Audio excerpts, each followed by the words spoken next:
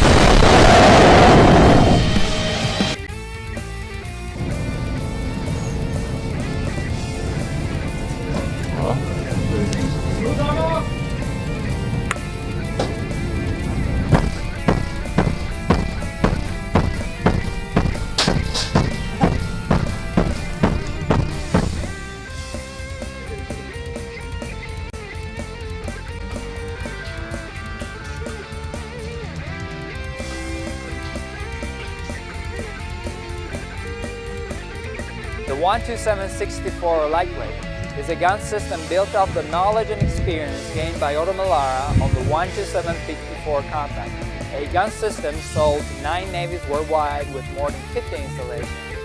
Let's see how the gun system looks like.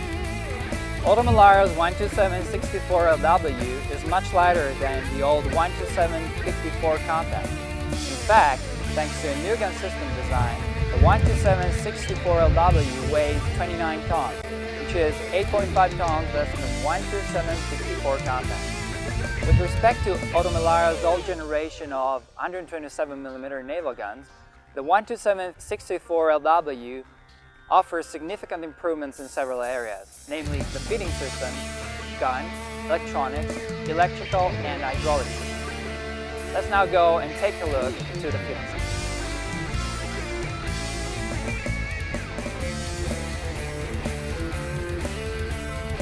The 127 lightweight feeding system has been designed in order to manage up to 56 rated fire rounds while making reloading during firing operations feasible. A maximum rate of fire of 35 rounds per minute can be achieved also thanks to such a modular system, which is based on 4 loading drums, a hoist, and 2 loading arms located into the gun house. In each of these 4 loading drums, a different kind of ammunition can be stored, meaning increased operational flexibility.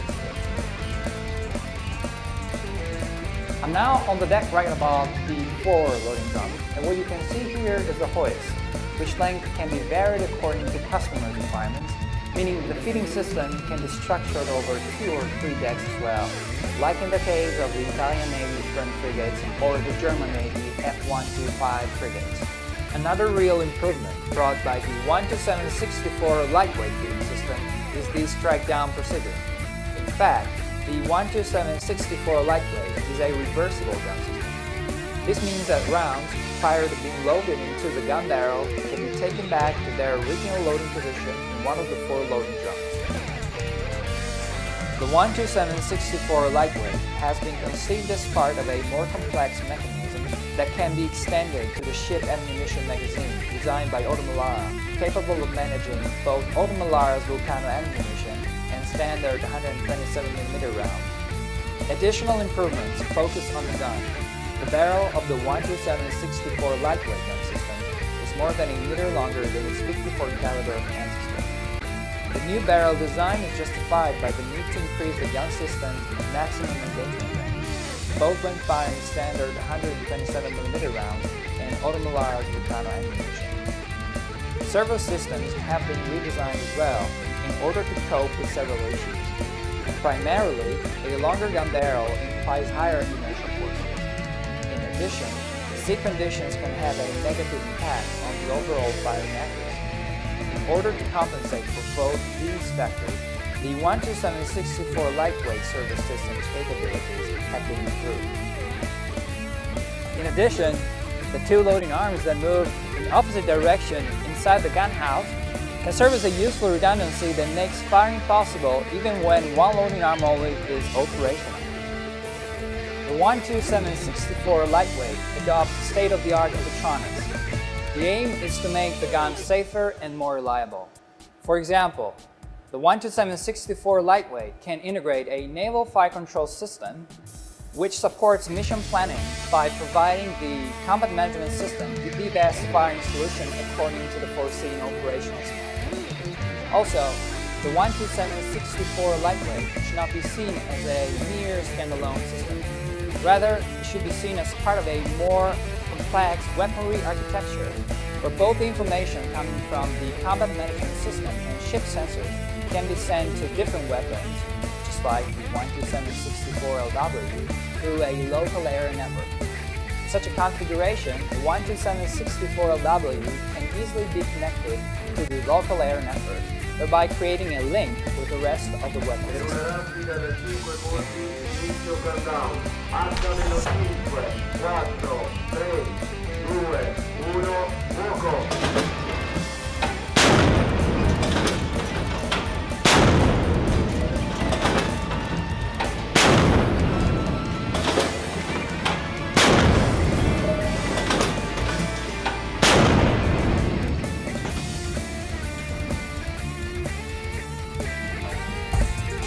conclusion, Oto Melara's 12764 lightweight marks a clear step ahead in the design of medium-caliber naval guns. It also represents a gun platform capable of a high rate of fire and an important operational flexibility, while at the same time pushing the limit for precise long-range engagement when combined with Oto Melara's Vulcano ammunition.